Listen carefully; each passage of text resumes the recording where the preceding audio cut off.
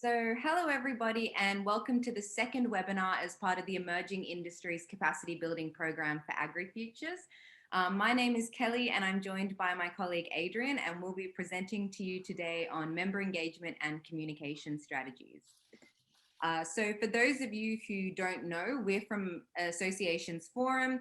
We are a company that offers advice, external reviews, training, planning, constitution, reviews, education events to not-for-profit associations, charities, and special interest groups.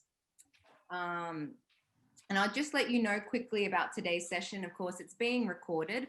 Should you have questions at any point in time, please feel free to let us know. Either raise your hand or simply unmute yourself and ask us the question. And we'd ask that you please comment your industry in the chat box so we can get an idea of where you're all from and use it as a discussion point.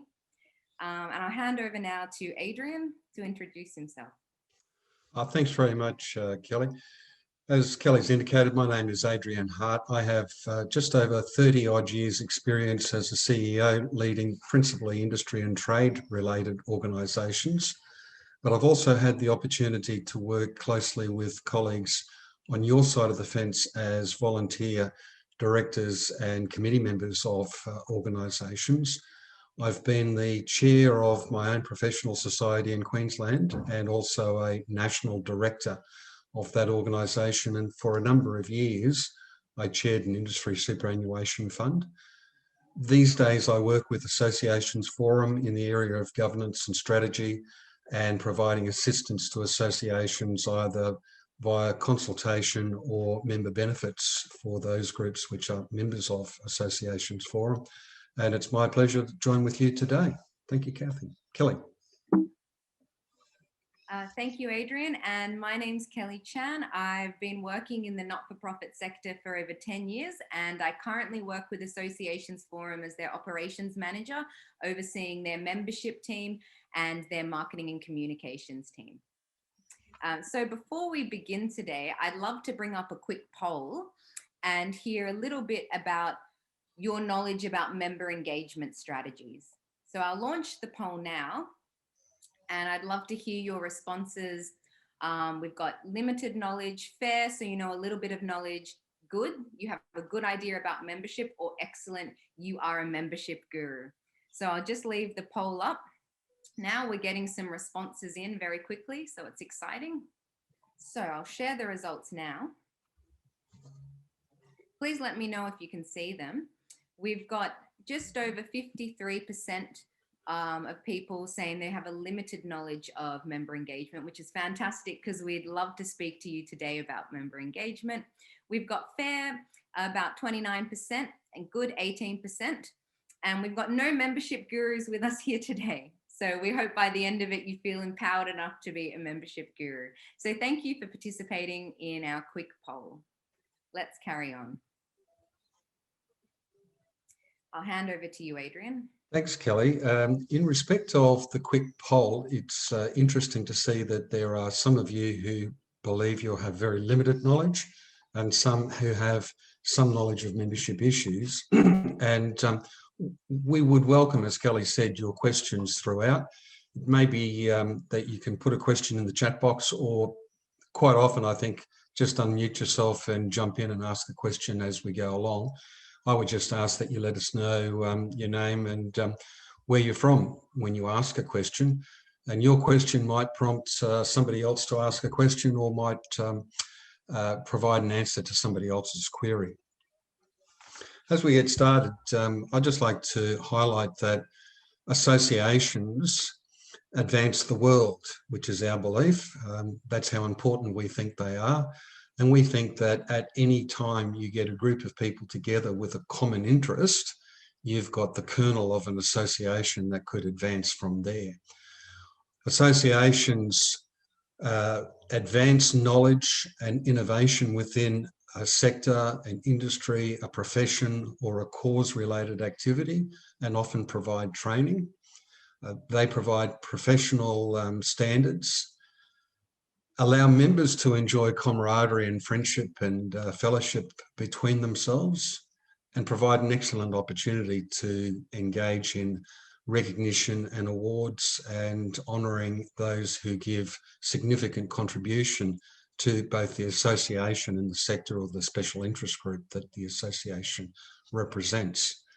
And in doing these things, the association represents their members and their sector to government and other stakeholders, and they get involved in different activities and projects and are a significant employer of people within Australia and add to our economic growth and well-being as an economy. You are representing emerging sectors, so it's great to hear that people with common interest are coming together for these types of benefits. So well done to you for that. Thanks, Kelly. As a sector, the association sector is strong. Associations themselves remain relevant. And I think that's evident by the fact that within the emerging industry sector and agri-futures, we've got new organisations being created because we've got people with common interest coming together to set and seek standards and to represent and advocate on behalf of themselves and their industry sectors. We're mindful of the fact that if associations don't get involved in setting standards themselves, that the government will actually intervene and regulate to create standards. And we think that probably better for the association itself to do that. Just not quite sure if somebody was trying to ask a question there, or perhaps I'll keep going. Perhaps that we couldn't hear properly. If there was a question there, you might put that in the chat box and we'll answer it that way. We note that whilst the association sector new and younger members, but they have different needs and they tend to join and engage in different ways, and we need to be mindful of that. Associations are growing their financial reserves, and the reason for that is that they're known as not-for-profit. Being not-for-profit doesn't mean... I might have to ask if somebody having some trouble there could mute their speaker. Thank you very much. Thanks very much. If you could turn off your speaker, yeah, excellent. Thank you very much. Growing financial reserves is possible because we don't pay dividends to individual members, and we're prohibited from distributing any surpluses to members if the organisation is to wind up. We do, however, see a trend of different groups merging, and that might be where we have federations of state and territory bodies that are coming together to form single national entities. We have trained and vigilant boards, so there's more training provided to association committees and boards now than there has been in the past, and that's yielding benefits for their organisations in terms of their governance structure and their commitment to be able to manage the organisation effectively. And we're also seeing a greater use of capable and dynamic chief executive officers who potentially are employing staff to achieve the outcomes of the organisation. We do need to be mindful, however, that there are often direct and indirect competitors each year to each individual organisation, and we have to keep our eye on the playing field that we're operating within. And Neil, thank you very much for muting there. That's great. Kelly. Thank you, Adrian, for giving us the context of associations and the association sector. A question that I'd like to pose to the group for you to have a think about for yourselves, or if you'd like to answer the question together as we meet, is membership significant in your association? Is membership important to you? It's worth noting that Australian associations have between 1 and 1 million members. So membership fees can range from $0 a year to $1 million a year, depending on your membership model. And associations have between 1% of potential membership and 100% of their potential membership. So when you are thinking about membership, one of the first questions you should pose to yourself is membership significant to my association? The next thing you should start to look at with membership is your retention rates, the potential membership numbers that you can have, and your targets. So to calculate this, the first thing to do is maybe look at how many members you had at a certain period of time. So in this example, how many association members did you have at the 1st of January 2020? You can then look at how many members you gained during the period of 2020 and how many members you lost during the period of 2020. By the time you get to membership at the 31st of December 2020, you'll be able to compare the number at the end of the year with the number at the beginning of the year. This will give you an idea of how many members you've retained during the year, if your membership has grown or if your membership has declined. The next thing you can ask yourself is, what is the total potential membership for your association? Is there a finite number for that? Is it an estimate number? And when you do have an idea of that number, you can then gauge what percentage of members you have compared to the potential of members that you could have. That will then allow you to start looking at targets that you can set for your association. How many members would you like to have in a year's time? How many members would you like to have in 2 years, 5 years, or 10 years' time? It is really important to note that you should set yourself realistic targets based on the resourcing that you have, based on the membership growth that you think you can achieve. It is good to have really realistic targets. Thanks, Kelly. This slide talks about membership structures, and we're thinking about what the role is of a member in your organisation. And we consider that members are like voting stakeholders. They're the equivalent of shareholders at an AGM because of their ability to vote and to appoint auditors and approve changes to constitutions. But we should be careful that we don't mix up members with owners. So technically, they're not shareholders of the organisation, they're considered stakeholders. And we need to consider the membership categories and their voting rights as being distinct from the member benefits or services that we might provide to them. So in terms of membership categories, they are perhaps ordinary members, life members, corporate members, and we need to then look at, do they become entitled to receive notices of meetings, attend the meetings, are they eligible to vote at those meetings, have a say in the operation of the organisation, and potentially elect and or stand for nomination and election to the management committee. These things in the Constitution are quite separate and distinct from the member benefits that you might provide, where you might be assisting members with technical information, industry development, advancement, research development and extension, offering insurance products, providing information, and offering training and accreditation services. In any instance, however, the member should be treated as a valued customer, even if they only buy one thing from you, which is their annual membership. Association membership could comprise of industry or professional or cause participants, cause as in like somebody who belongs to a particular subset, or a particular group.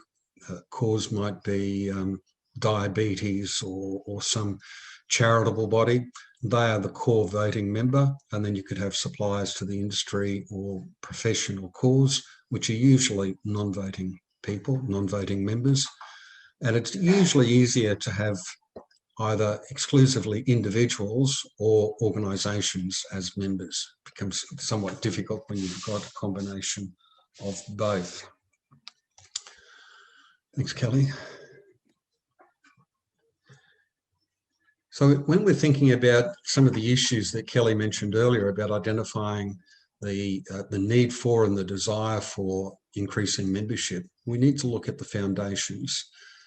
Firstly, the board itself and the CEO must agree on the need and the desire for growing membership and understand how it advances the operations of the organisation, both in terms of its standing in the community and its financial abilities. And it may be that that's very important. In most organisations, it is. There are some organisations, especially in the charitable sector, where they potentially don't want to have lots of members because in many instances, the cost of servicing the member is greater than the value that the member brings to the organisation, because the organisation is focused on providing assistance and support to stakeholders, for example, people who might suffer from a particular disease. Charitable bodies do still need members, however, for the board to be accountable to and to have effective annual general meetings and good governance. I mentioned earlier about not-for-profit, and we're all considered as not-for-profits, but it's a misleading term, as profits are necessary to run your organisation. If your association has only volunteers, it should aim to make profits so it can hire people and to grow the membership. Appropriate staff are needed to drive growth. You need to consider if it's financially worthwhile to chase new or renewing membership income. And is your association charging enough for what it's worth? Oftentimes there's a bit of a conflict between the desire of individual members to pay the least amount possible and the need for the organisation to operate financially in a sustainable manner. It's a fine balance that you have, but you need to understand the real value of the proposition that you bring and be prepared to charge the value of that to your potential members. In your association, it's important that you have a good understanding of the finances. Associations can accumulate equity as they usually do make a surplus on an annual basis, and they have no shareholders to whom they would pay dividends. So your equity will grow over time, and the association's balance sheet should be known and compared over a period of time. Ideally, you would at least once a year compare your trends of your finances, both the revenue and expense streams and your balance sheet for a period of 10 to 20 years to see how you're tracking from a trend perspective. Again, you would only need to do that once a year, but it does give a good indication of trends and which way you're going, whether you're being sustainable or whether you're potentially going to find yourself going out the back door. Staff and the volunteers themselves need to know the financial importance of membership, and they need to consider membership income on a per profit and loss statement basis. So it should be readily available to everybody, and it should be clearly identified as an income stream. Equity, income and percentage returns are all indicators of performance. Many associations aim for a surplus of up to 10% of income. That might be 10% of gross income, or it might be 10% of membership revenue. It's up to the committee to determine what your targets are and what are realistic outcomes to be expected. If you're not familiar with accrual accounting, you will find that most associations will run on accrual accounting systems. And so you just need to familiarise yourself with that process. We'd be happy to chat to anybody who's not familiar with that afterwards if you'd like to, but it just simply means that you account for the funds in the period in which they're expected to be received or expended. So if you receive finance for membership fees at the end of your financial year, it's carried forward as a liability and brought into the next year as the income. And the last thing that we'd like to say there is that you should be prepared to consider increasing membership fees on an annual basis. There is a challenge that many organisations face, as I say, where the individual members want to minimise what they pay in fees, and it's sometimes seen as a badge of honour to be able to say we've maintained our membership fees at X dollars for the last 5 years. The problem is that you haven't actually helped grow the business of the organisation, and potentially if you do then need to increase the fees, the increase is going to be substantially higher than what a normal CPI increase would be. If you manage your fee increases to be in line with CPI, most people don't complain and they accept that things go up on an annual basis, and it's something you need to consider. Thank you, Kelly. At Associations Forum, we run surveys on a regular basis, and some of our surveys relate to salaries, some to board performance, and some relate to membership and membership activities. This particular survey, we've extracted some information in relation to membership numbers as at the 30th of June of 2020. And you can see that it's providing advice or information in terms of the size of an association by type. The closest that I imagine that the majority of your groups would be an industry association. And we can see here that 64% of those who responded to the survey have between 100 and 1,000 members. So I don't know if that's a relative benchmark for you. I think every industry will be different. You need to identify, if you can, who are the participants in your industry and see whether you can quantify them by number and location. Interesting to see also that whilst a number of charities these days are not looking to recruit substantial membership numbers, we still have 12% of charities that responded to the survey saying that they've got more than 10,000 members. So that's quite significant in itself. The second question there was in relation to membership growth and loss for that period of 30th of June 2019 to 30th of June 2020.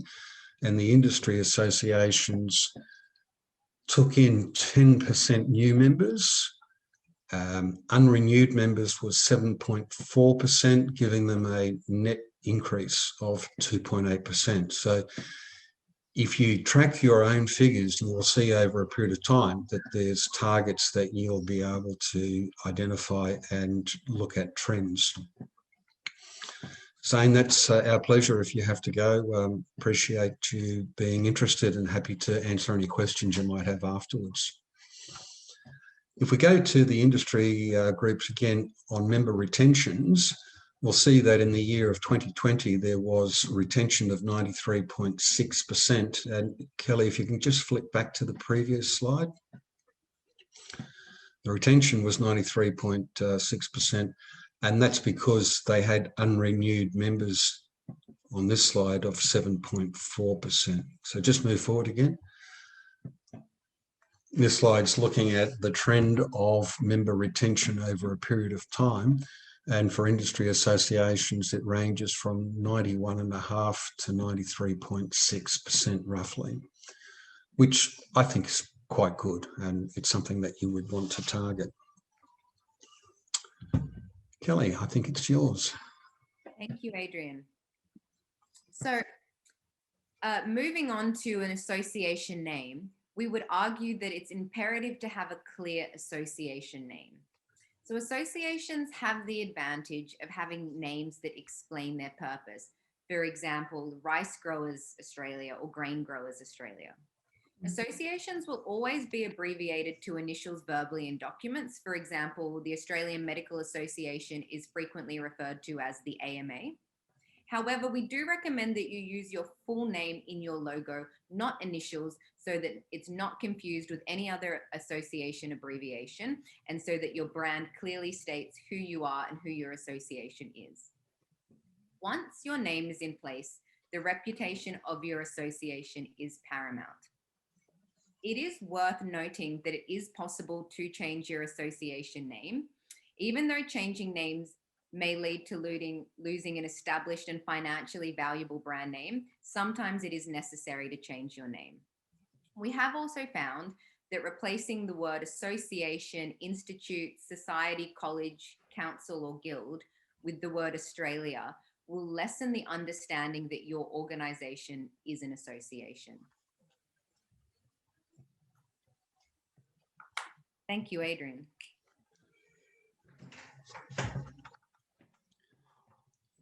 We look at the value of market research regarding members' opinions. We'd like to highlight to you that you shouldn't assume that the board will know what the members want or think. If you have staff, it's usual that the staff may get better feedback.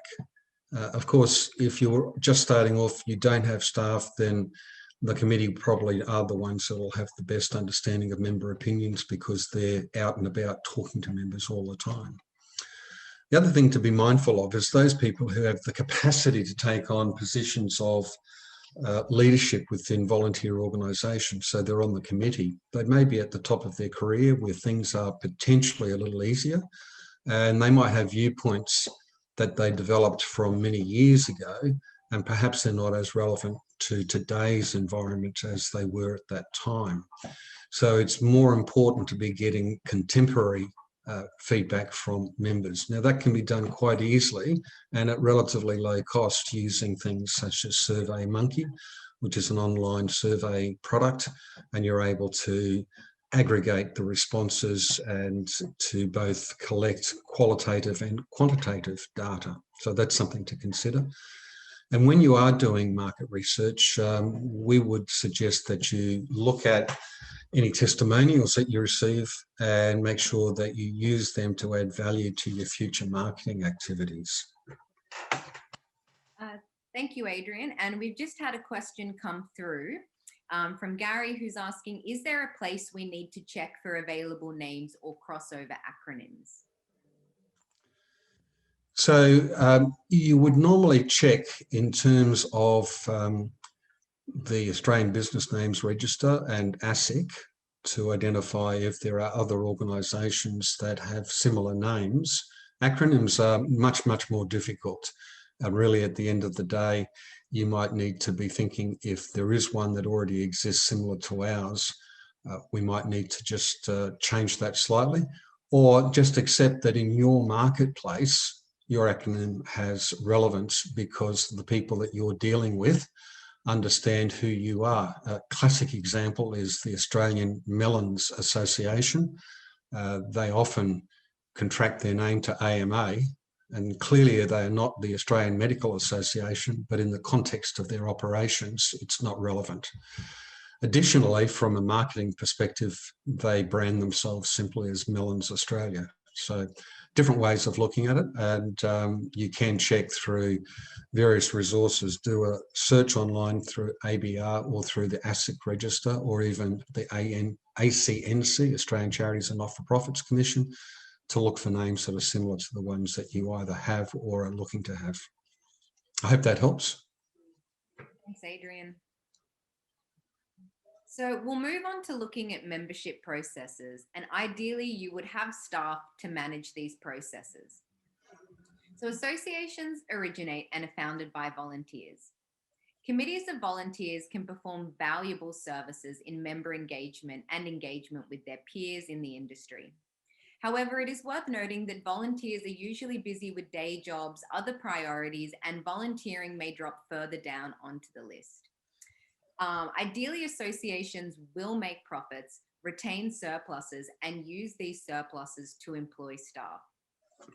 This will empower the board of directors to become governance and look after the governance of the association and not the actual day-to-day management of the association. We would argue that it's not advisable to assign portfolios to volunteer directors such as membership. You really want to ensure that you do have staff in place who can service your members, who can engage with your members, and who can help them see the value in staying a member of your association. It's worth noting that happy regular members will do word of mouth marketing for you, and directors on the board can then be ambassadors, champions, and role models of your association.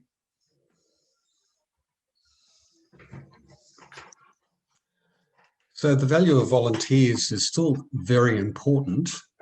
If your association has management level staff, a volunteer committee on membership is not recommended, as Kelly has alluded to. It should be something which forms part of the annual plan, which is given to the CEO to execute and to achieve the outcomes. And the CEO would normally have staff available to do the administrative work and the sales work of achieving those planned outcomes. So it's not necessarily to have a volunteer committee. I think it's important to understand the difference between governance or board committees and management or operational committees. And something such as this would be a management or operational committee. However, state or territory or special interest group committees are still important, and they play an important role.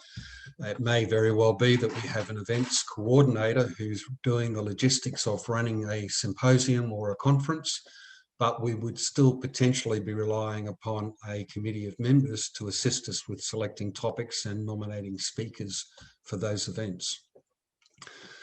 Members in a particular area, such as a territory or a region or a special interest group, can also assist with encouraging non-members from their area or their field to join, and they can participate as the local voice of members in that particular area or special interest group. And they can highlight talented volunteers who become board directors at a later stage. So if you do have I should say, a volunteer committee, it can be a proving ground where individuals are trained up and provided with skills and guidance. And for those who are interested, it's a stepping stone to potentially coming onto the management committee or becoming a director on the board. It is, however, suggested that you don't allow subgroups like a state territory committee or a special interest group to have their own bank accounts or balance sheets. The organisation itself needs, through its board and its management team, to be accountable for all the finances, and you need to be very careful, mindful about how you do that, so you wouldn't allow a subgroup to have access to its own finances. That's not to say you might not have a delegated authority to enable a volunteer group to expend some funds within certain limits. It may be that you issue a debit card so that they can quickly and easily purchase agreed items, those items which had been agreed in advance on the day of a particular event or activity.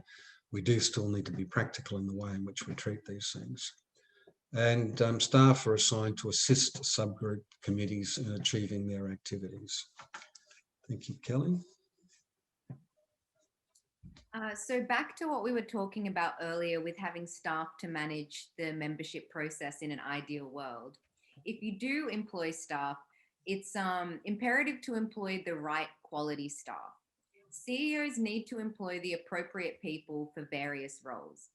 Now, it's worth noting that different skill sets may be required for different aspects of the membership process. So membership retention, membership engagement, membership administration, for example, will be a very different skill set to membership sales and membership recruitment. Will also be a different skill set to giving expert technical advice and sponsorship. So it's worth thinking about when you're employing staff to manage your membership process, what aspect are they managing and what skills do they require to manage this aspect of your membership process? It is good to reward staff for clearly going above and beyond budget. It's worth noting that juggling staff tasks may be an ongoing and necessary issue. And it is important to encourage all staff to be supportive towards your members and really foster a culture within your association of being appreciative, supportive, and helpful towards your members. So we'll move just quickly to have a look at a typical staff chart in an ideal world. It's not always possible, but it's worth noting that there would be a CEO who would have, say, 4 different arms of the association report to them, from finance and administration, advocacy, to events, and finally membership. And if we look specifically at membership, we can see that there are 2 different sections of membership. As we mentioned earlier, retention and engagement, so servicing your members, providing support to your members, helping your members access their benefits. And then a second arm for sales and recruitment. So this is generating your members, knowing who your potential members might be, trying to communicate with potential members. So it's 2 different skill sets, 2 different arms. So moving on to training and empowering your quality staff, once you have your staff or even volunteers in place who are managing your membership process, it's worth noting that most of these staff or volunteers will not have a technical background in the subject matter of your association. So give your staff the context.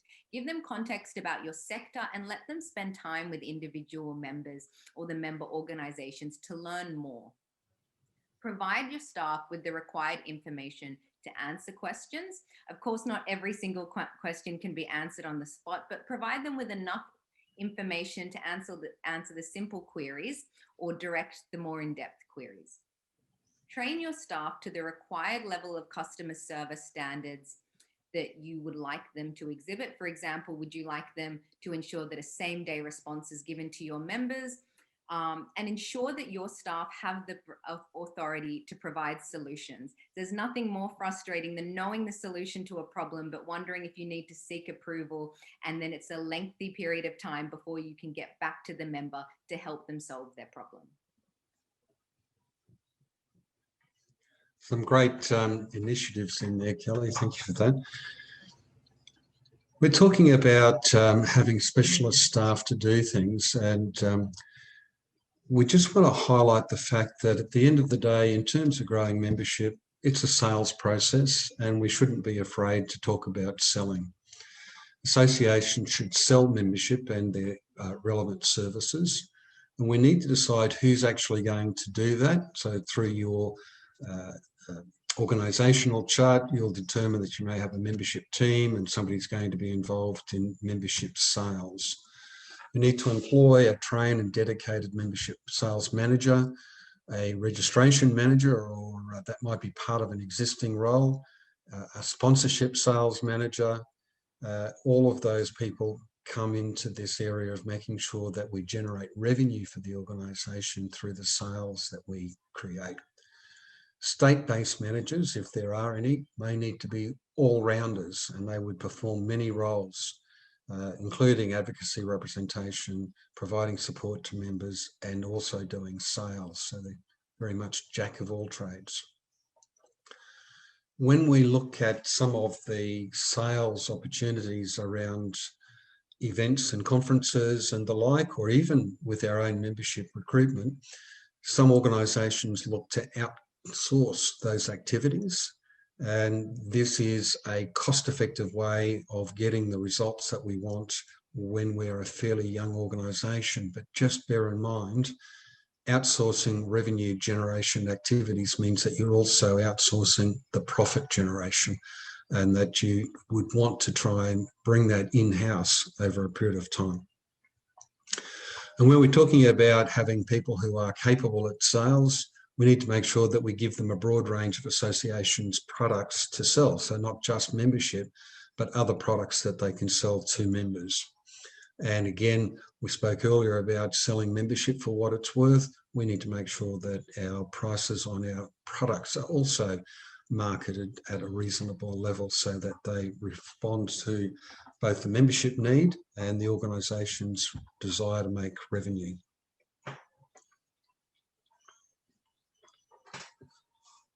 Most organisations will have a form of communications which includes a website, and websites these days are just par for the course. They're mandatory. Everybody should have one.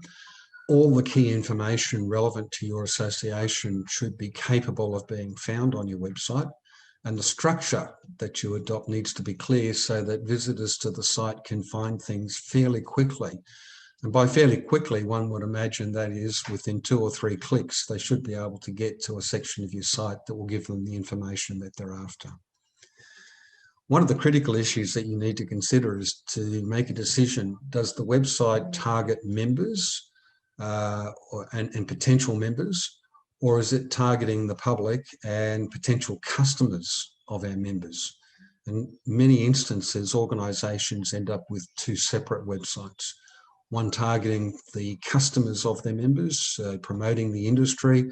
I mentioned earlier about Australian Melons Association. So Melons Australia has a website which is a brand that's targeting consumers, and then they would have a separate website where they talk to individual industry participants. The website should be capable of telling the story of your association, and in doing so, give a bit of a brief background, highlight the current board and the staff. It should be able to tell people who you are, what you do, and why you do it, and that is to highlight the mission or the purpose of the organisation and 5 to 7 key objectives or strategies that you're pursuing to achieve your mission. And it should also include things like testimonials from satisfied members. Your website should also be a potential sales tool.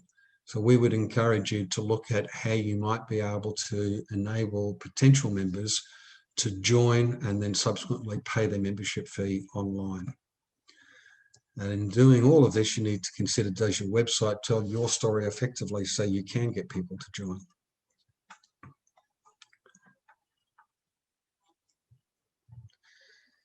We need to ensure there's a positive culture within an association, and happy and supported staff will be keen to boost membership. It's incredibly satisfying to see the number of organisations where the staff actually truly believe in the purpose or the mission of the organisation, and they go out of their way to assist their members. And they are people that you want to keep, cultivate and groom so that they continue to provide that level of support to your members. Every staff member and the director plays a role in membership. So even if your principal activity is technical, you're still really a membership person. Every time you speak to a member about a technical matter, you have to understand that that individual might be making a decision based on this conversation as to whether or not they're going to renew their membership next year. And it's important to bring that importance home to all of the people in the organisation. Everybody has a responsibility for membership. Kelly mentioned earlier about setting standards, and prompt and reliable customer service is obviously clearly important to every organisation, and you should be able to set a standard of saying we'll respond to member inquiries within 24 hours. Now that might be that we've had your inquiry, we've looked at it, we've passed it on to our technical expert, we don't have an answer for you today, we'll get back to you within 2 days. Whatever it might be, but you need to respond quickly and promptly so that they can understand that you've received their inquiry and you're acting upon it. We would want to evaluate our member experience. So basically ask questions, find out how people felt when they had a query or they sought to use a service provided by the association. Ask for their feedback. Did they get what they wanted? Were they satisfied? Would they recommend it to somebody else? And you can really only do that if you have an effective database. And the database should be used from everybody in the organisation, from the junior staff members through to the CEO. It should almost be a sackable offence if you have a communication with a member that's not recorded in some fashion in the database, so that subsequently you can look up and say, oh yes, we spoke to Joe from XYZ organisation and his query was this and this is how we dealt with it. It's extremely important if you can provide that information as well when you're talking to somebody who's considering the value of their membership. It might be an organisational member who the director is making a decision based on money. He doesn't understand that his staff has contacted the organisation for assistance on numerous occasions throughout the year. And if they weren't able to do that, they would have been spending money on other external specialists. The CEO or the director may not understand that. And if you've got that information and you can present it to them, it's a great way of getting them to retain their membership. When we do get new staff in an organisation, we should be prepared to encourage them to come up with and suggest new ideas. Every individual's had their own experience and they might have a better way of doing something than we currently do, and we should at least be prepared to listen to that and to consider it, and if thought appropriate, initiate change. Our staff should strive to make membership easier through innovation, sensible technology and automation, and there should be growth in our membership staff structure from one year to the next so that we can improve the way in which we operate. Thanks, Kelly. So it's worth now looking at the life cycle of members as well as the life cycle of the association itself. So when we talk about a life cycle of a member, it's worth considering whether your association can engage with a member throughout their career. We like to say from cradle to grave. So from graduation from high school or university, for example, and all the way throughout their professional career. So this idea suits some professions and some family businesses.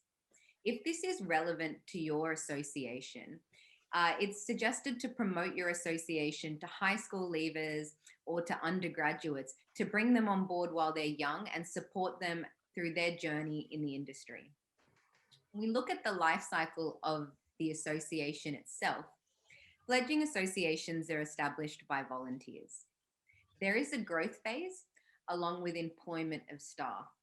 And we hope that maturity of the association will be accompanied by financial strength, with making profits and keeping those surpluses and reinvesting them back into the association to help the association grow. Now, unless the industry or the profession itself becomes completely obsolete, it's arguable that associations will continue. So we'll move now to retaining members, sorry. And it is worth noting that it is much easier to retain a member, to keep a member on board, than to recruit a new member, to convince a new member to join. So once you have them on board, you've done the hard yards. Now you can focus on retaining them.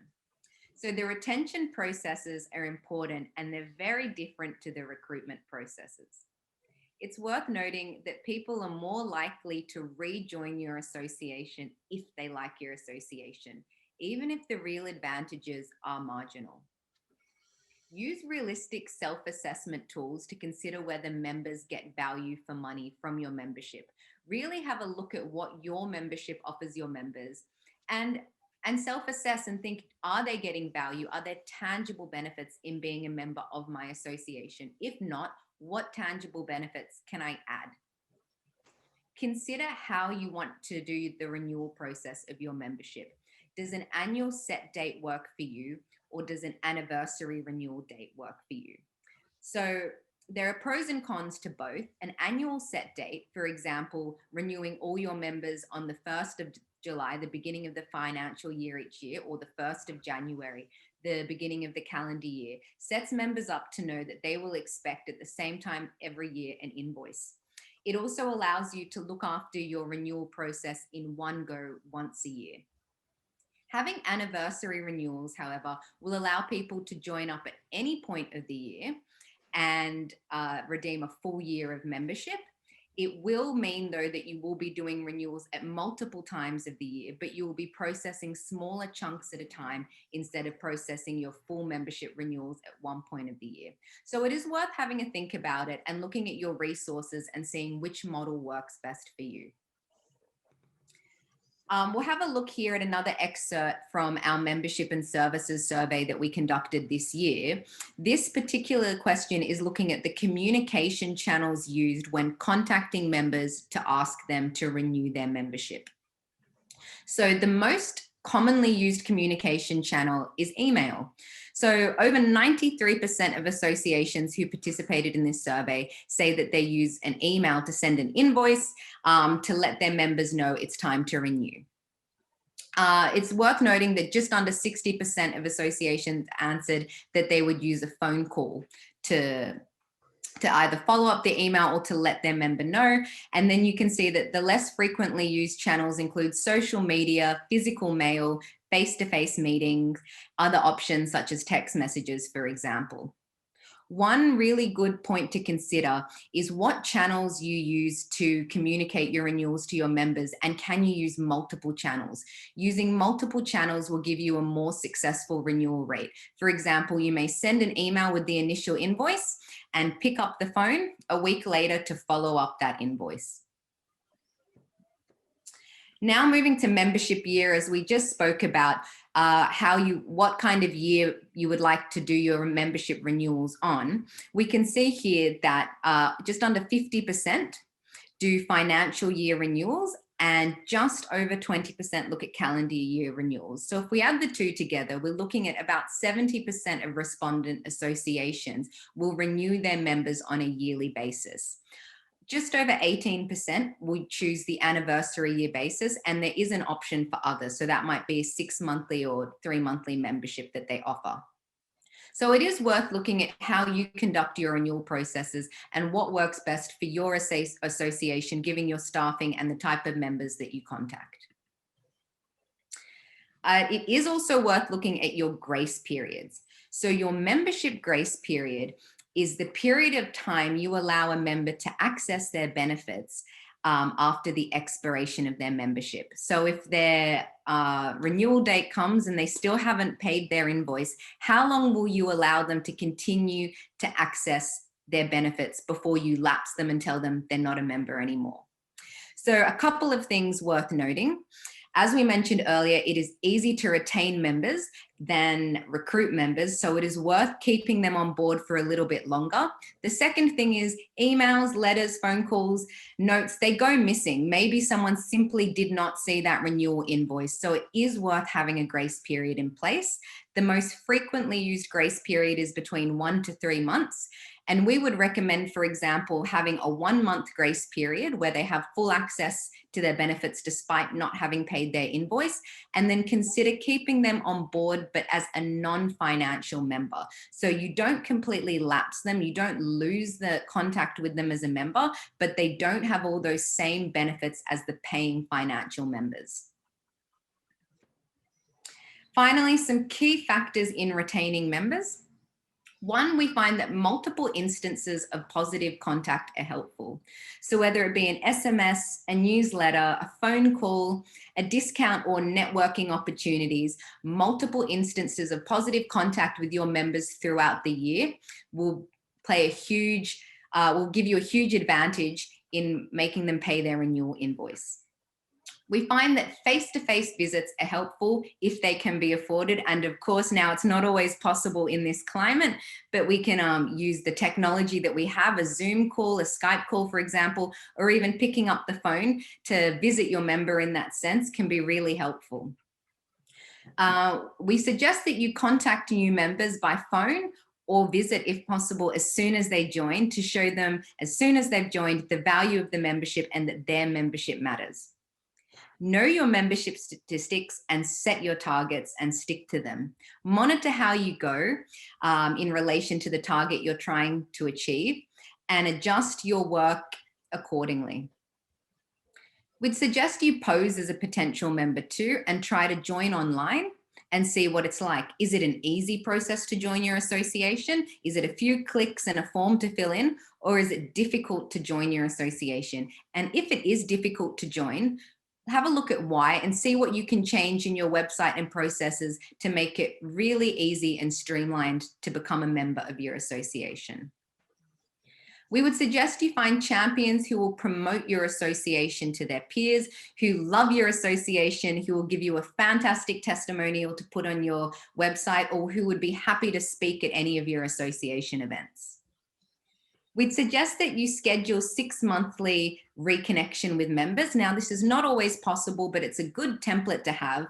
If you can schedule 6 monthly reconnections with your members, you can chat with them every 6 months, see how they're going, see if they're finding value in your membership, and having a look at how your association can best support them. It's important to stay in touch with the primary contact of the association member that you have. For example, it might be the CEO of that member that you speak to. It might be the general manager that you speak to, but it's important to know who that primary contact is. And if for any reason they change, for example, CEOs change, they move on, it's important to meet the new primary contact as soon as possible. Let them know who you are and why they should be a member, or why they are a member of your association. It is also important to confirm who the invoice contact is at your member association. So who do you send the invoice to? Do you send it to the CEO? Do you send it to the accounts manager? Do you send it to the personal assistant? Either way, it's important you know who this invoice contact is. Sometimes CEOs get busy, they delete an invoice, they don't want to deal with them. Your invoice goes missing and they say, oh, I never received it. So it's really good to know who you're sending them to. The right person is getting it and the right person is passing it on for payment. So we might take a quick break now for 5 minutes, have a stretch, grab a cup of tea. We'll stop the recording for the break, so feel free to chat and ask any questions you have, and we'll join again just before 12:05. Thanks, Kelly.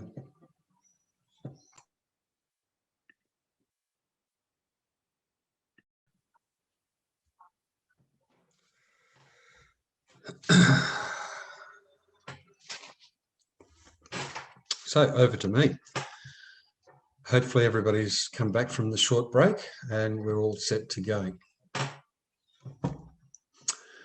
We're talking about member engagement, and we recognise that engaged members are more likely to renew. And that reflects the earlier comments about it's easier to renew a member than it is to recruit a new member. And an existing member who feels engaged with the organisation is, again, more likely to renew than somebody who's not engaged. We need to ensure that on a regular basis, we communicate with members without trying to sell them something or to seek their renewals. And that might be, as Kelly had mentioned earlier, apart from your email blasts or your e-newsletters or your magazine, just simply contacting the member on a regular basis, maybe once every 6 months, where you simply ask them, how are they going? What are the issues they're facing? And is there anything we can do to assist? And you don't make it a sales call, you make it a member engagement call. But at the same time, you let them know about things that are coming up, such as your upcoming symposium or your conference or your trade or field day, and let them know about the value that they would get from attending and the importance to them of networking with their peers. With larger organisations and a larger number of members, it's less likely that associations will make individual direct contact, but we wonder if that should be the case. Just because you've got a lot of members, does that mean you shouldn't attempt to make direct contact? If you can staff it correctly, or even in this instance, perhaps outsource to a call centre, provided they do an excellent job, it might be that you could do that. We think that your emails in these general contacts should be fairly simple, and you can consider using HTML emails that are mass distributed, but when they're received, they look like they're a personalised communication from you to the individual member. And they could also be simply, how are you and how can we help? And again, at your visits or on your phone calls, the first thing to do is to find out how they are, what's on their mind. Don't say necessarily what you're offering up front. It's the old saying of people don't care how much you know until they know how much you care. And you want to generate a good engagement and caring and sharing environment with your members. You should also, on a regular basis, check your database to make sure that you've got the current address and contact details for the individuals that are engaging with you. And it's always possible, if your members are changing staff, that they may have changed a key person in between the communications, and we want to make sure that we're talking to the right people, and we want to be respectful of the individuals who are taking on new roles and introduce ourselves to them. So it's important to update your database from time to time with that information. So how do we measure membership engagement? It's fairly simple. Let's have a look at our attendance at our events in terms of the individual that is attending, or by the organisation that's attending. Are they increasing? Are they decreasing? Are they staying the same? What other involvement are we getting from members in other projects? Are we running surveys and our survey participation level is being maintained? It's increasing or it's decreasing? How many emails do we receive from our members? What type of income is being generated from their participation? Do they respond to the information we send to them? Can we measure the open rates on emails or the click-through rates? And we can look at how many times the website's been visited. So these all are ways of measuring engagement with your members that you should be considering and monitoring on a regular basis.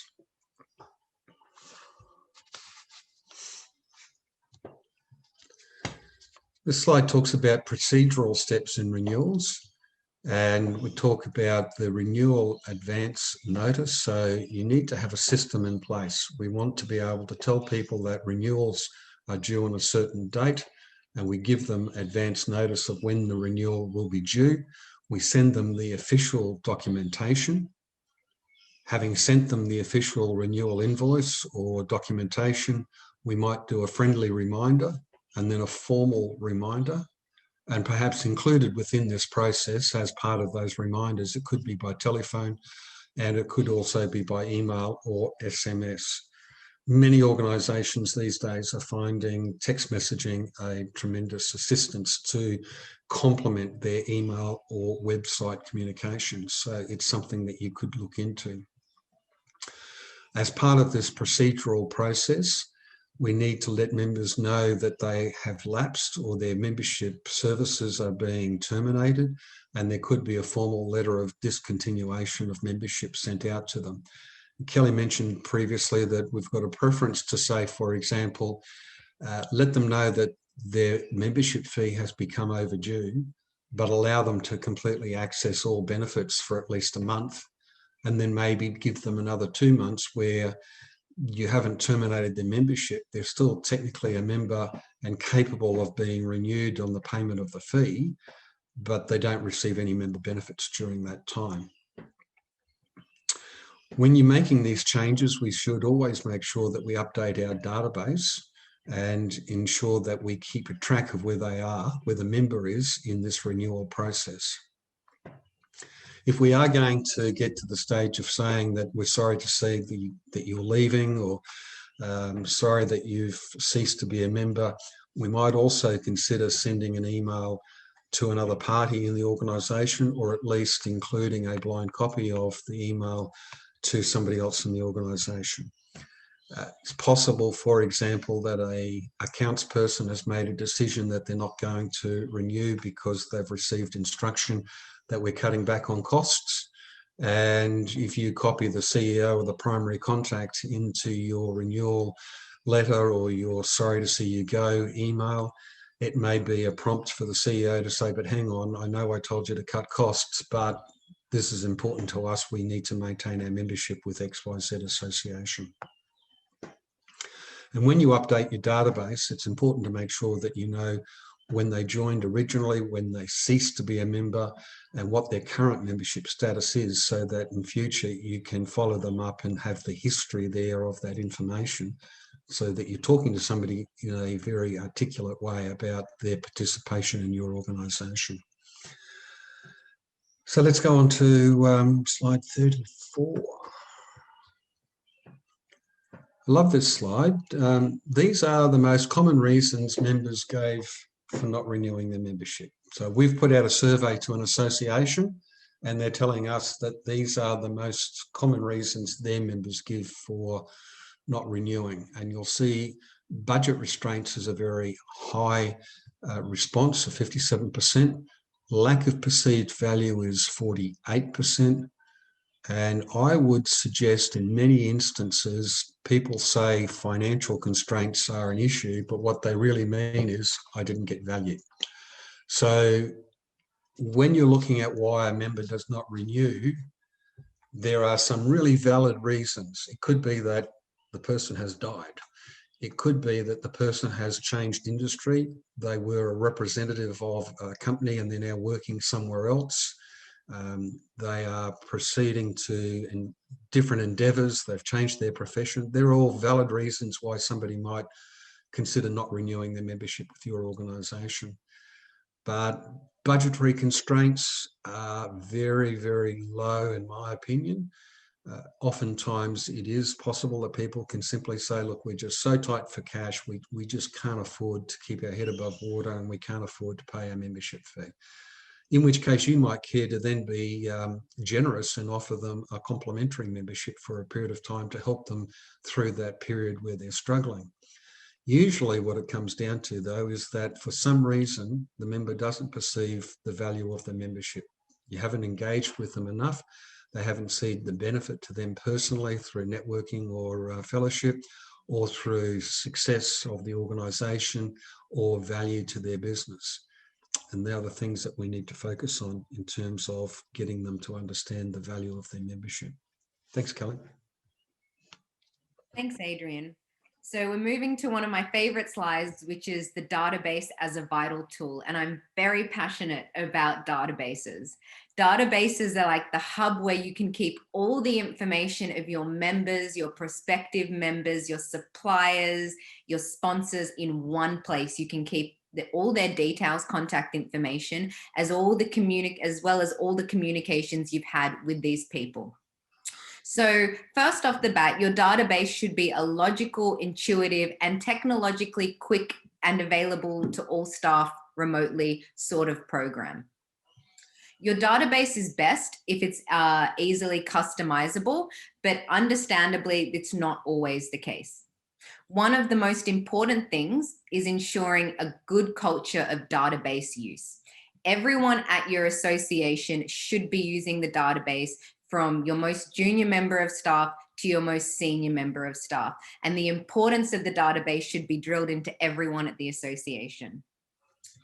If your staff require training, which they will, to use a new program, it's important that this training is delivered to all staff as soon as they start, and that there's documentation available for them to follow up and learn more. Ideally, your database should be able to generate reports for you based on the information it collects. So a really simple report might be asking your database, please give me a list of all my members. So you can see that information very quickly. A more complex report might be, please show me all my members from the state of Queensland who joined up in the last year. Either way, your database should be able to readily, flexibly and easily pull reports. Finally, it's important to check the quality of your data on your database. It's good to send out regular automated lists for checking and making sure that your data is clean. Just as a side note, Associations Forum does conduct a database usage and culture review. So if anyone would like any more information on that, please feel free to comment in the chat box. It's simply a review that looks at how well you use your systems and the overall culture of use within your association. Thanks, Kelly. The components of the database. We would normally find that there is information on an organisation with links to individuals within an organisation. It is extremely important these days that you are able to tag an individual to be associated with another entity, be it an employer, a supplier, or a member organisation. Once upon a time that was difficult, but it's basic information these days. We need to keep the information on the individual, and that needs to be relevant to their address, their mobile and email contact details, their time of joining, and the participation of that individual in any of your events during the course of the year and previous years. The customer relationship management component of your database needs to be updated, and that is who contacted who and when, and why did they make that contact. That's extremely important, as I mentioned earlier, so that we might be able to highlight to somebody the value of your organisation to their business or to them as an individual, because you can demonstrate how many times they contacted you and the scope of that contact and what value that you added to their organisation or the individual's profession. The database will also be the area in which you record all of the event registrations and your membership details. It could be that it's a component of your financial database, but usually what will happen is that there is a separate financial database like MyOb or QuickBooks, or what's the latest one that's online, Kelly? I forget the name of it off the top of my head. It'll come to me later. Sorry? Xero, is it? Could be. And the website access to own information if possible. So the database perhaps links through the website so that members can update information themselves, which is always very helpful so that it saves on staff time. And Kelly, there's been a couple of questions. I'll keep going if you want to have a look at what they might. We might quickly just pause to answer the first question, if you don't mind, Adrian. Sure. Which database is recommended and used by most associations, or are they all different? This is quite a common question that we get. And I'd say the quick answer to the question is they are all different because every association is different and the needs of that association will be reflected in the database system that you choose. So databases are not one size fits all. It's worth thinking about, if you're looking for a new system, what information you need to capture, what your budget for a database system is, and then going and looking at different products. So we've had a suggestion, or someone's mentioned they use Wild Apricot. There's a huge range of different programs, from databases you can get in the box solutions to more customizable databases such as FileMaker Pro.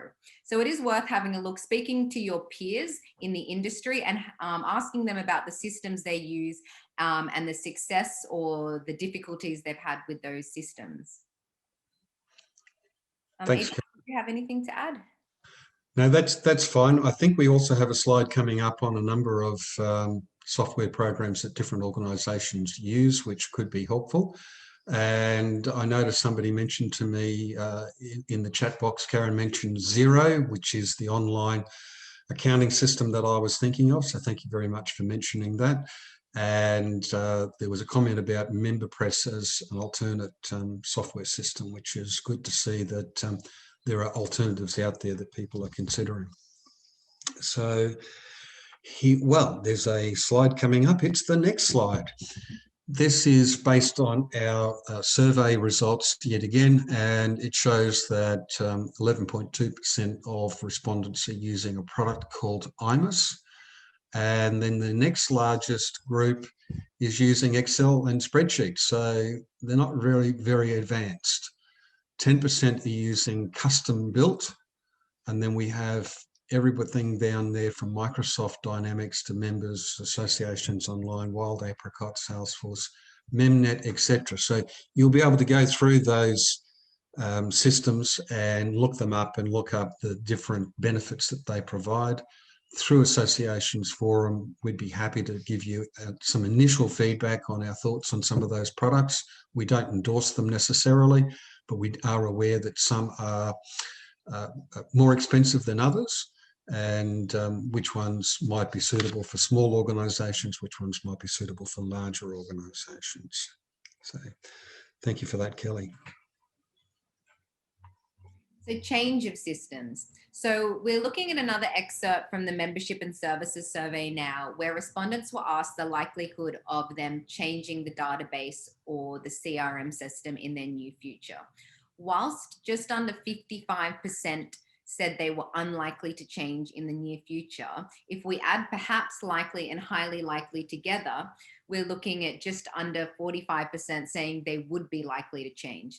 So changing a database is something that can be done, that many associations do. It is a big upheaval, but often if you're moving to a system that's more cost effective, that does what you need it to do, or that you can work with more easily, it's better to make that change to that system.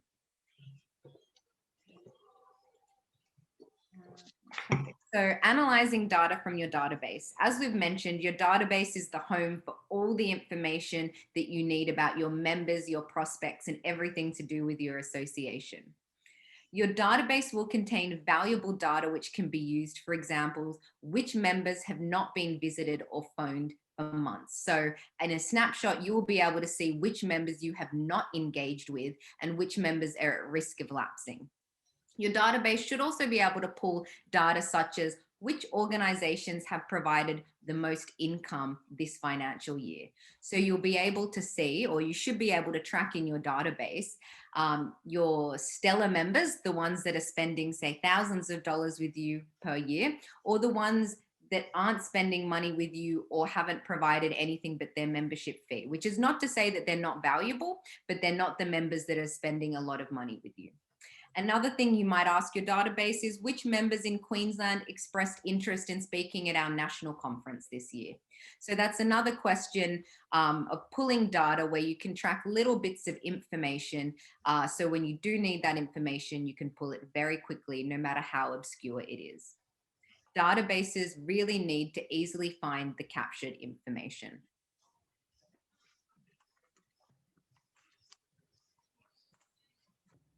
Thanks, Kelly.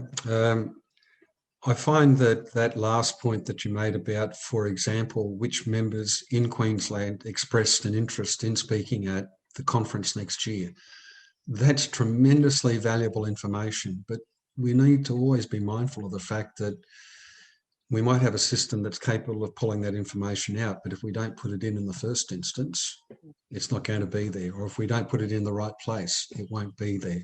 So as you're building a database, you need to have consideration to things such as what's important to us, how do we track that, how do we get our database manager to identify that these are things we're interested in being able to extract, and therefore we need to ask people questions. And if somebody says to us, we're interested in speaking at the conference next year, we need to be able to put that information into the database in a way that we can retrieve it at a later point in time.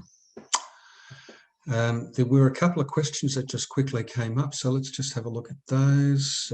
Bernard's indicated he personally receives too many emails because involved in a diverse group of associations. This may also apply to other association members. So yes, the more groups we're involved with, the more emails that we're going to receive, the more our valuable inbox space is taken up.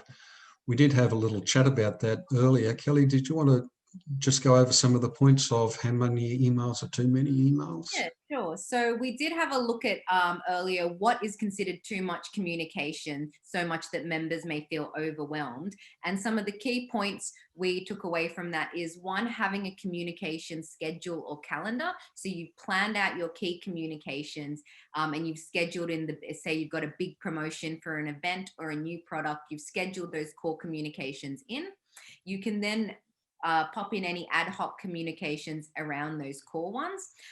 Adrian also brought up the very important point of making sure all the teams of your association coordinate their communication, because the last thing you want is someone from, say, your membership sending out a big communication while someone from your technical advice department, for example, might be sending out a communication. So making sure within your association itself, you communicate your communications plan.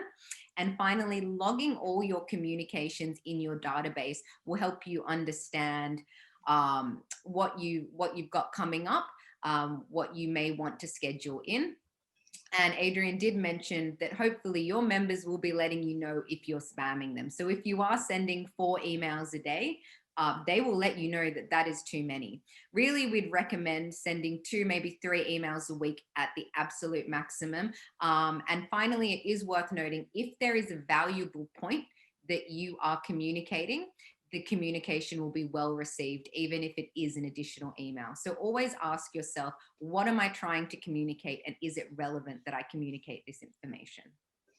One of the additional points to consider also is seeking feedback from members as to their preferences, and also consider if sending an email at a set time of the day or on a particular day of the week is better than some random distribution.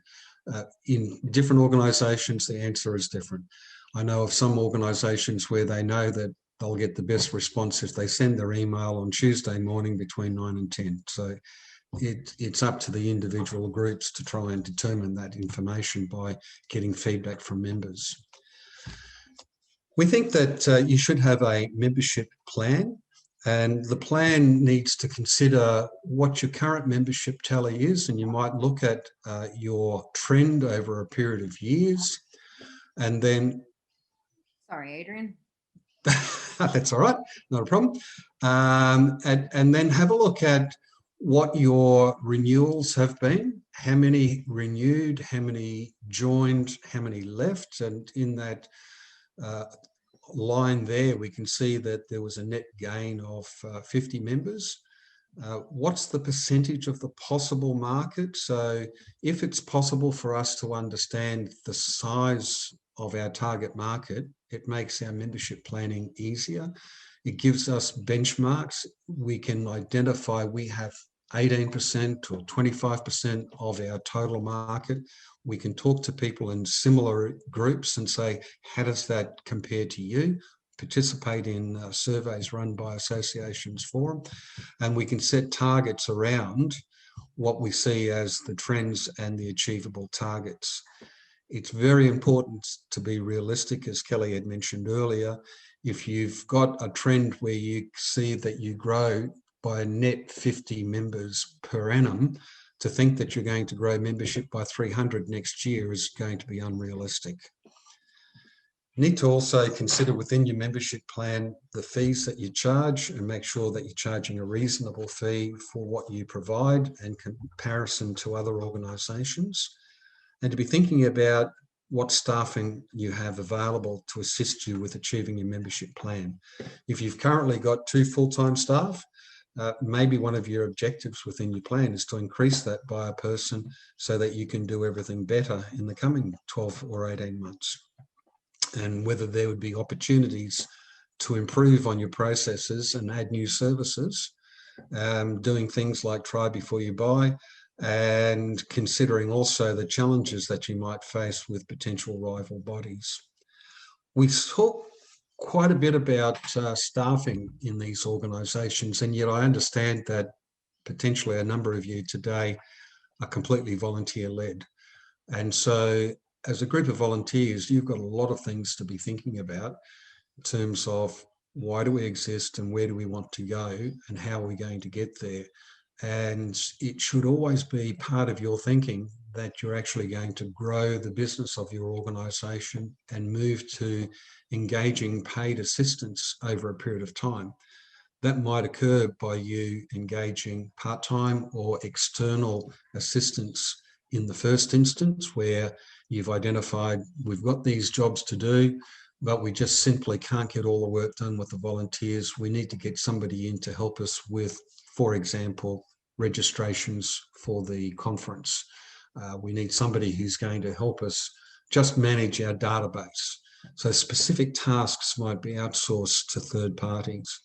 And during that period of time, the volunteers are doing all of the work. And as a management committee, you've got 2 roles. You've got the role of being part of the governance group, setting the strategy and the plans and achieving the objects of the organisation, but you also might be a volunteer. And you need to be thoughtful of the difference between being on the governance group and being a volunteer. As a volunteer of your organisation, you need to consider, well, we don't just take volunteers from the committee, we also should be looking to take volunteers from other members, get them engaged with our organisation by volunteering some of their time. We'll actually embed them within the organisation for the long run. It's really important, of course, to remember that volunteers, when they're doing that type of work, are really just unpaid staff. And I don't say that to be derogatory, but I do say it to mean you need to treat them professionally and ensure that it's very clear what they're being asked to do. They're given appropriate training and induction. They're given the tools to be able to do it, and they're also held accountable to achieve the outcomes. So just a couple of thoughts there on the difference between being a volunteer-led organisation and having staff. As you do grow the organisation, of course, and you can afford to bring in in-house staff, the management committee or the board then needs to go through a cultural shift and start to think of themselves purely as the governance part of the organisation, and they delegate to the CEO to achieve the outcomes of the plan. And that sometimes can be tricky and takes a little while to get the cultural fit right. Sorry, Kelly, I've digressed, but let's move on.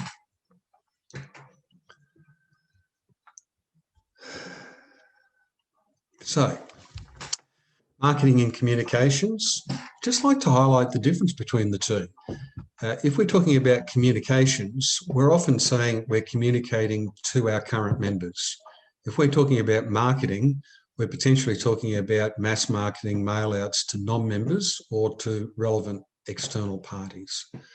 Sales is a further step involved in direct contact, and we're actually asking somebody to buy something.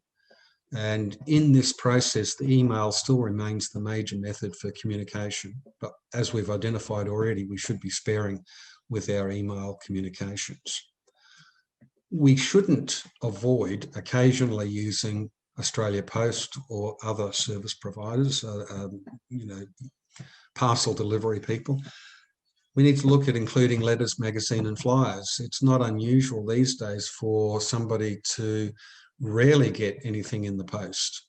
And so that's a great way to cut through if you've got a key message, to actually send it out via the post, so that you've cut through all of the garbage that's sitting in somebody's inbox and they've opened up your envelope and they've read the material that you've sent to them. Some larger associations do advertising campaigns. Others do social media campaigns, and we do what suits our association the best and our budget. I mentioned earlier about the value of using text messages, and I think that they are great to use as a supplement to other communication strategies, and especially for reminders of upcoming events. Don't forget, today we've got our field day on this afternoon, come along. When we're talking about mass marketing, we also need to be mindful of the opportunity that we can get from public relations, which is effectively free media coverage. That's where you've got a message to put out to the general public, and you see if you can't get that covered by the mass media, and they will run that message for you and get it out to the wider public.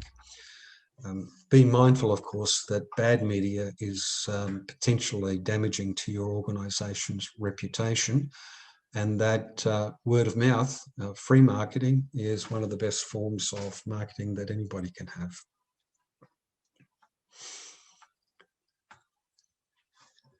When we're talking about recruitment of new members, we should make sure that our mission and benefits are clear, so they understand upfront why we exist, what we're doing, who we're doing it for, and what value they'll get from being a member of our organisation. We need to learn how prospective members come to know about the organisation and why they decided to join. I asked a large number of members in my very first organisation that I was engaged with why they joined the association. And by and large, the majority of them simply said, I was asked. We should never forget the importance of simply asking somebody to join the organisation. We had, prior to my joining that organisation, an excellent salesperson who was amiable, affable. He got on with people in the industry. He would go out, he would talk to them, and in the conversation, he would just simply say, geez, I'd really love it if you'd become a member of our association. People would then take that on board, and sales were quite significant. We recognise that there are some different techniques that need to be considered when you're recruiting individuals or organisational prospects. We need to assign responsibility to people for recruitment and sales. We mentioned that earlier with the organisational chart. And would we consider automatic renewals by storage of credit card details as an option? And I know a number of organisations give members the opportunity to pay their renewals off on a monthly basis by direct debit, and they set it up in such a way that unless the individual requests the cancellation of the debit, it just continues. So if there's a small increase in fees at the end of the year, they're given the appropriate period of notice, and if the organisation doesn't hear anything to the contrary, the debit just rolls over and they continue to renew their membership.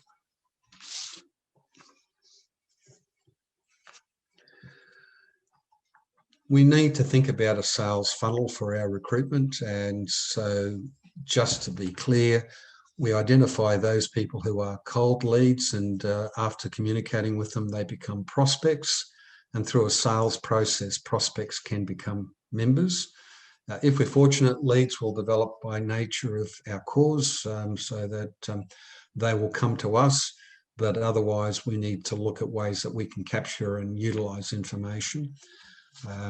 We should also never refuse to consider approaching lapsed members. I know in a particular professional society in the association management sector, there was a very successful recruitment campaign where they just simply went out to all of the people who had previously been a member but had ceased to be a member, and they sent them a pro forma invoice and said, it's time to renew, we'd love to have you back. And that was their best recruitment strategy that they'd ever adopted. Always remember that you must ask someone to join. It's not really their role just simply to sign up, and unless your membership benefit strategy is so compelling that they must do it. and give people a gentle push. Targeted person emails or calls to the most likely attendees can be very valuable if they're going to improve our registrations at events. Sometimes people will join or register for activities if they are asked. Random telemarketing may not necessarily work, so we need to be targeted. And if we've got an event that's not working, we shouldn't flog a dud activity. We should re-promote a popular activity. I think just that last one relates to what all good retailers know. If you're selling a good product, give it more space, sell more of it. And if you've got a bad product, give it less space and quit it out. Thanks, Kelly. Thanks, Adrian. And I'll just say we've got a quick question from Theo, who's asked, is social media used as an effective comms mode? We will be speaking a little bit more about social media towards the end of the presentation, but I will say quickly, social media, there are many different platforms, and some platforms may be appropriate to your association and to your members. And if that is a form of communication that you find your members are very active on, then yes, it is a completely effective comms model. It's just based on how you communicate with your members, what platforms they use, and what you're trying to communicate to them. But we will speak more to this later. So let's have a look quickly now at membership teams playing a role in boosting event registrations. So while your membership team can be charged, or the people who look after your membership can be charged with the renewals, the recruitment processes, they can also be used or deployed in other areas of your association to help boost your association performance. So most associations do make most of their profit from events, not from the actual membership fees. The big conferences usually make more money than all the smaller events combined. And your membership teams or your volunteers or your people charged with looking after membership have an important role in increasing event participation. So you can use these teams to speak to your members, call your members, let them know that these events are coming up, ask them if they'd like to come along to these events, or simply do something like offer a free ticket to an event to encourage a member to come along and bring another one of their staff. Some tips for good conferences include putting on an amazing program. So making sure the topics really speak to your members and the things that they are going through currently. Utilize an affordable venue and choose affordable catering options. So it's good to be realistic about your conference budget and what is affordable with the core costs of your conferencing. Give potential delegates 12 months notice of the date and location if you can. So it's great to send out a save the date communication so they're aware that you're putting on a big conference. And if you can, it's great to give your potential delegates 4 months notice of speakers, topics, timings, and programs. So 4 months before your event, they can start thinking about if they'd like to attend the sessions that are most relevant to them, or staff that they have that may find particular sessions useful. All right, expanding reach and income. So if you do have a local association, it's good to think about whether you can start to expand and sell things interstate or even overseas. It's good to look at expanding your target group, so long as it doesn't make you lose focus on your core missions. In terms of increasing your membership income and recruiting more members, it would be good to consider a discounted fee for the first year of membership instead of a joining fee. So instead of penalizing new members for coming on board, you're offering them something like a discount to excite them for coming on board. Have a think about if there are any other areas for expansion that won't make you lose focus. For example, if you have a core thing that you advocate for, are there areas that you could also expand into that wouldn't take away from your core advocacy, but that would complement it? You may also very occasionally consider the scare tactic of we will be overtaken by our association or commercial competitors if we're not supported. The importance of processes and systems. Recruitment and retention is more of a science than an art, so it's important, as we mentioned earlier, to put in place planning and have a system in place for the procedures that you follow. Much work is required on the process and systems, but this work will pay off in the long run. You need to know who's responsible through your organisational chart. assess the skills required for different tasks and have the right people doing them, understand the costs of recruitment and renewal and financial implications of not doing them well, and have a good database. So the summary of membership is the right attitude, people, systems will enable an association to grow and prosper.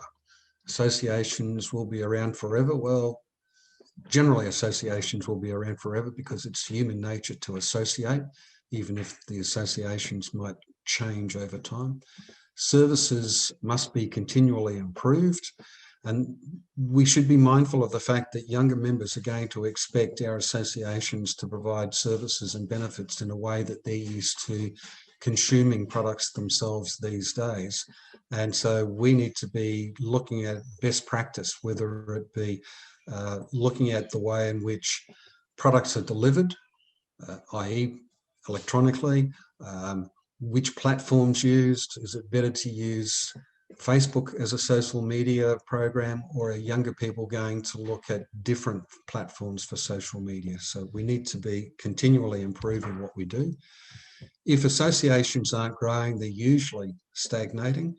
And if associations don't take advantage of growth opportunities, well, potentially others will do so. And that could be that we have other associations coming into our paddock, or more importantly, or more concerningly, we'll have private enterprise coming in and taking over and providing services to people who should be members of our association.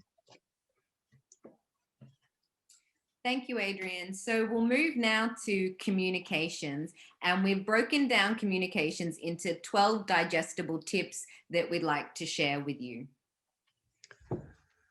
Some of these things that we've got listed now, we've spoken about previously, so we're really just going to go through this quite quickly. But if you do have questions that come up, please put it in the chat box.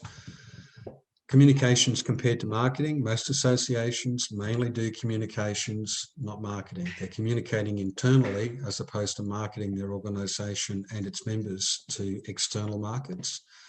Marketing sets the scene to the public, which is generally unknown, whether it be potential members or the general public.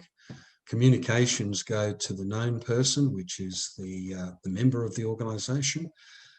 Individual follow-up is engagement with current members and sales to prospects. Public advertising could impress. Public campaigns are broadly targeted marketing.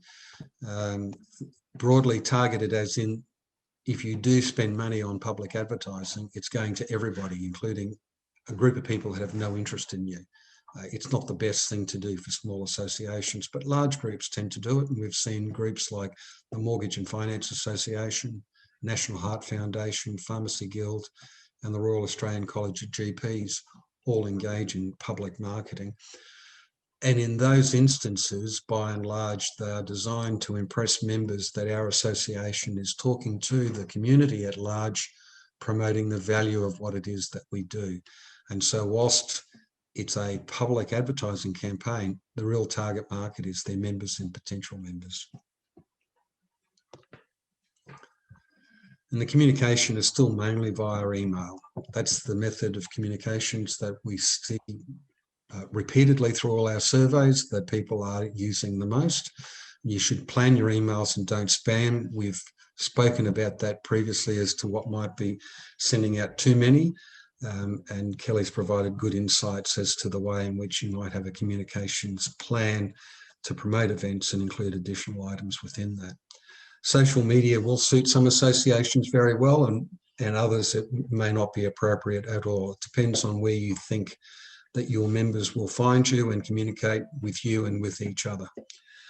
Social media, of course, does need good management and monitoring to ensure that key messages are not lost and that people are on track in terms of what they say about your organisation. And if there is a concern, you need to be able to highlight, oh yes, sorry, we'll talk to you offline about that and we'll resolve the issue and get something fixed very quickly. So it does take some resources to manage it effectively.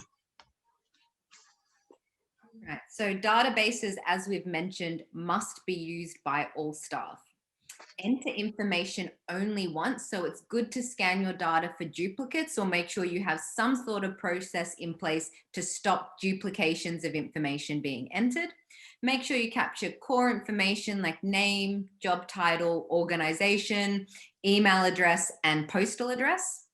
It's important to have a contact log that can log your recent visits, phone calls, televisits, or communications with each individual. Your database can also be used to log things like participation in events, the dollar significance of that particular member to your association. For example, how much money have they spent this year, or how much money have they spent during the duration of their membership with you? And finally, staff must be able to customize and closely target campaigns. So this point is more speaking to the ability of your database to help staff or volunteers track different campaigns in your database that you do with your members. 5, set your communication style. So be professional and friendly. Find and stay with your style. So if your style is quite casual and approachable and friendly, make sure all your communications are the same style and communicate this nature. Be consistent with your brand and your image, and of course, be consistent with your communication style. Tip 6 is communications can set the scene for a call.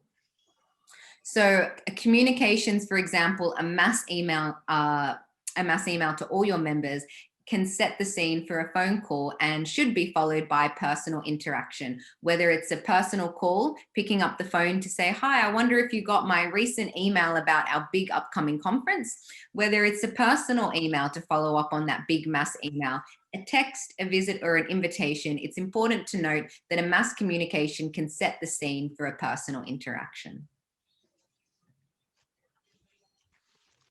And of course, don't forget the postal system that I mentioned earlier. People are pleased to get occasional material and letters in the mail.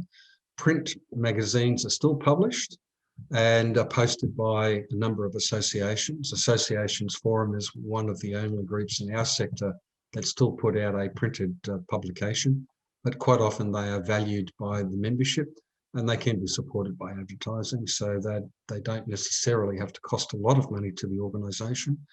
A quality example of a magazine is the Australian Dental Industry Association, who was the winner of Association of the Year in 2017.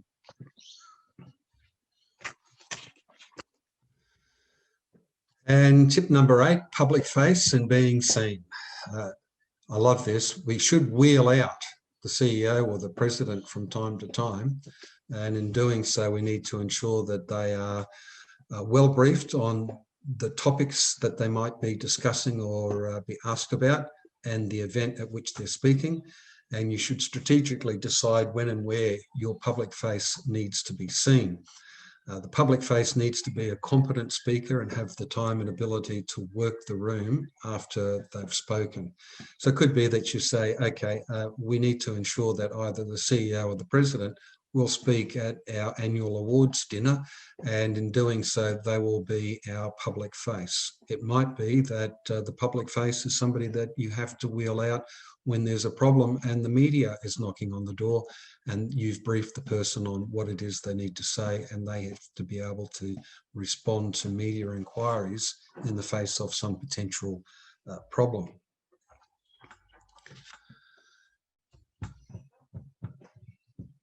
And so we need tip number 9, have a great team, preferably of paid staff if you can afford it. Have a capable and trained team in the right roles. Give your team good systems and give your team authority, and accept that if things are not quite right, that you should suggest improvement rather than scolding them.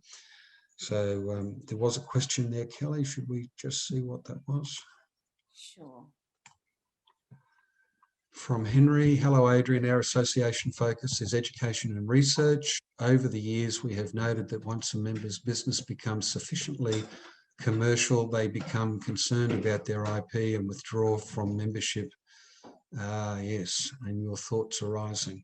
So basically you help set them up. They get to a stage where they've commercialized and need to protect their IP, and then they then withdraw from your organization. it is a daunting prospect to find that that is a potential issue that you face, and there's no clear-cut answer to the question. You need perhaps to talk to the members who are growing their businesses, who are becoming commercialised, to get them involved in the organisation to give back to the newer businesses that are coming through, all the while understanding that the protection of their particular IP is important to them and that it shouldn't be put at risk. But it's something that we might be better off to have a chat about offline, and I'd be happy to do that later if you wish. Thanks, Kelly. Thanks, Adrian. So our 10th tip is schedule and target communications. As we mentioned earlier, communications can act like a centralized machine. So don't overdo your emails, not 4 emails per day, but do have a think about the information you want to communicate and how you can schedule it out in a digestible way. Analyze your unsubscribers. Maybe give them an option to comment why they've unsubscribed in the unsubscribe form. Is it because the information is not relevant? Is it because you're sending too many emails? Is it because they never signed up to this list in the first place? So it's good to get that feedback. Some people will only be interested in hearing from your association quarterly. So if you do have the luxury of giving them that option, instead of simply opting out of your communications, they may opt into only receiving an email from you once a quarter. Having a system for who gets what, when, why, is good. So if you can segment your database and have a look at people who are only interested, for example, in membership communications or only interested in event communications, you'd be able to target your communications and get more emails out without necessarily spamming people. And finally, putting processes and a schedule in place will help you run your communications machine like clockwork. Tip 11 is about social media. So the first thing is to consider whether social media is appropriate for your association. One of the key things that will help you ascertain this is, do your members use that platform of social media? Are the people that you want to communicate the message to receiving the message on that platform of social media? You can consider all the different platforms and the ones that your target audiences use. As Adrian mentioned earlier, Facebook may be used by a particular type of people, but it's not necessarily the same people that would be using LinkedIn or Twitter or another type of social media. So consider, if you are going to use social media and you are going to use multiple platforms, consider the different types of posts for the different platforms. The way you post something on Facebook, for example, may not necessarily be the same way that you would post that information on LinkedIn or Twitter. And finally, remain active and post consistently, and monitor your social media. Poorly managed social media would arguably be worse or more damaging for your association than not having social media at all. Thanks, Kelly. I'm mindful of the time, and hopefully everybody can stay on for a few extra minutes. This tip 12 relates to crisis management, and it's an important form of communications for any association. We need to develop a plan and ensure responsibilities are known in advance if we are looking at a potential problem. This would include who will liaise with authorities, who would do the curation of essential information, how would we prepare public statements and distribute them, who would do media interviews, how will we provide technical support to our members and distribute that member information. All of those things need to be considered as part of your crisis management plan. And in doing so, we shouldn't assume that members will actually read or even receive our communications. If you can imagine a circumstance where we're assisting a group of people who are in the middle of a bushfire environment, talking to members at that particular point in time may not be all that helpful, because it may very well be they just don't receive any of the communications because of their involvement, either A, supporting others, or B, protecting themselves from the bushfire. Thanks very much, Karen. Appreciate your feedback. And number 62 there, Kelly. where appropriate, pick up the phone. So we should be able to identify which of our members are going to be impacted by the crisis. We should be able to pick up the phone, talk with them and demonstrate empathy and be tactful about that. We should ensure that the members know that we care about them and offer assistance, but only if we can really help. So there's no point offering assistance to somebody if it's just purely words and you can't actually help them. Offer assistance to the authorities and become the industry voice. So it may very well be that you're talking to the department head and you identify that we need to understand what decisions you're making and we can help communicate those decisions to our industry and to our members, and they in turn can assist by doing X. Put yourself in the shoes of others and think about what they would expect of your association, and review what worked and what didn't, and then update your plan for later on, because sure as eggs, there'll be another time when you're going to need it. So Adrian, while you're summarizing communications, I'll bring up the quick poll for people to quickly participate in to see how much they felt they've learnt from the session, and I'll hand over to you to summarize the communication. Yeah, great. Thanks for that, because clearly we're starting to lose some people who have got to move on. So in summary, members want to know their association is active and leading from the front. Non-members need to be impressed by the work that's done by the association. Without good communications, the association's great work will not become famous work. And that simply means that we might be doing a great job, but unless we tell people that we're doing a great job, it's like hiding our light under the proverbial bushel. And don't be Australia's best kept secret. So thanks for that, Kelly. Thanks, Adrian. And thank you everyone for joining us today. Adrian and myself have included our contact details if you would like to email us or still have any questions after this webinar. We'd be more than happy to help. And it's my pleasure to share the poll results with you now. We're really thrilled to hear that you've learned something and had something that you can take away from this webinar. And of course, any follow-up questions, we're here to help.